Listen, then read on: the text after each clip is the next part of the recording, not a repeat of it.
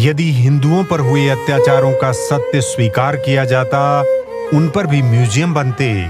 तुर्क और अरबों द्वारा किए गए हिंदुओं के हत्याकांडों को इतिहास में पढ़ाया जाता, तो न्यायप्रिय मुसलमान हिंदुओं के संरक्षक बन सकते थे। आपसी प्रेम हो सकता था, पूरे विश्व में हिंदुओं के प्रति सहानुभूति होती। लेकिन कम्युनिस्टों के असत्य ने बेहतर विश्व की संभावना ही समाप्त कर दी।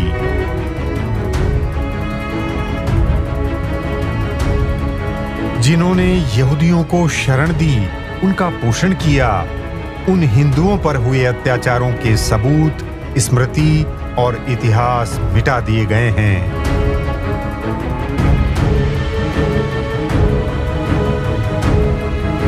भारत के सांस्कृतिक केंद्र मंदिरों का विनाश हुआ। इस विनाश की सच्ची कहानी लिखने वाले भारतीय इतिहासकार सांप्रदायिक मान लिए गए हैं। जिन अंग्रेज इतिहासकारों ने मुस्लिम शासन की क्रूर सच्चाई को लिखा, वे साम्राज्यवादी मान लिए गए हैं। लेकिन विल ड्यूरान न तो सांप्रदायिक थे और न ही साम्राज्यवादी अंग्रेज। वे एक अमेरिकन इतिहासकार और दार्शनिक थे। उनको न भारत के प्रति प्रेम था और न द्वेष। उन्होंने 10,000 पन्नों में पूरी मानव सभ्यता का इतिहास लिखा है। वे ऐसे दुर्लभ इतिहासकार हैं जिनको भारत के इतिहास की तुलना दूसरे देशों के इतिहास से करने का हक है। उन्होंने कहा है कि भारत पर मुस्लिम आक्रमण संभवतः संसार की सबसे खूनी कहानी है। उन्हीं के वचनों से इस दुखद कहानी की शुरुआत करते हैं। इसकी घटनाएं इतनी विभत्स है कि कई लोग विचलित हो सकते हैं, इसीलिए सार ही कहते हैं।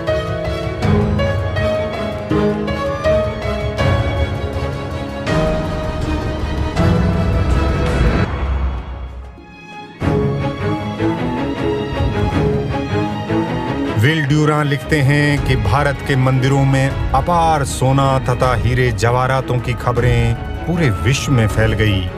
सीथियनों, हूणों, अफगानों, तुर्कों के झुंड भारत की सीमाओं पर मंडराने लग गए।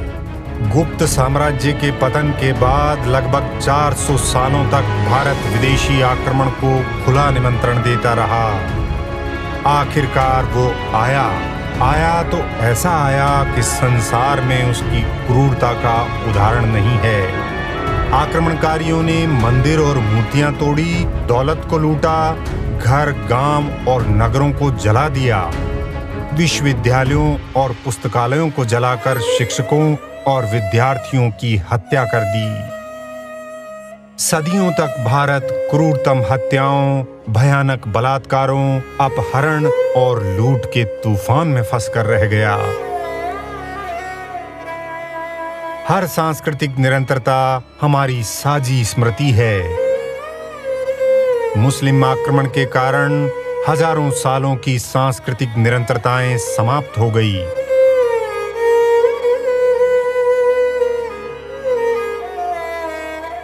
योग भारत की सबसे प्राचीन निरंतरता है। उसे ही पश्चिम से लौटकर मातृभूमि को अपना परिचय देना पड़ा। इससे भयानक दुर्भाग्य क्या हो सकता है। मुस्लिम आक्रमण के समय सीमांत प्रदेश में बौद्ध धर्म का प्रभाव अधिक था। लोग बौद्ध परस्त थे और खूब मूर्तियां बनाते थे। इसलिए मूर्ति पूजा और बुद्ध परस्ती समानार्थी हो गए। बुद्ध परस्ती शब्द ही बुत परस्ती हो गया। इस्लाम बुत परस्ती अर्थात मूर्ति पूजा के विनाश को कर्तव्य मानता है। इसलिए बौद्ध भिक्षु जिहादियों का सीधा लक्ष्य बन गए।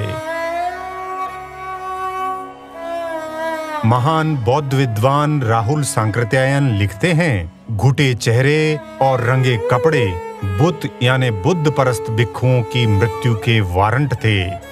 भारत में तुर्कों के आगमन के 1-1.5 शताब्दियों में ही बौद्ध धर्म लुप्त हो गया। तुर्कों का प्रहार बौद्ध धर्म की विलुप्ति का प्रमुख कारण है। नालंदा के आचार्य नागार्जुन, योगी गोरखनाथ और सैकड़ों साहित्य के संदर्भ ये संकेत करते हैं कि भारतीय कायाकल्प की किसी प्रक्रिया को जानते थे।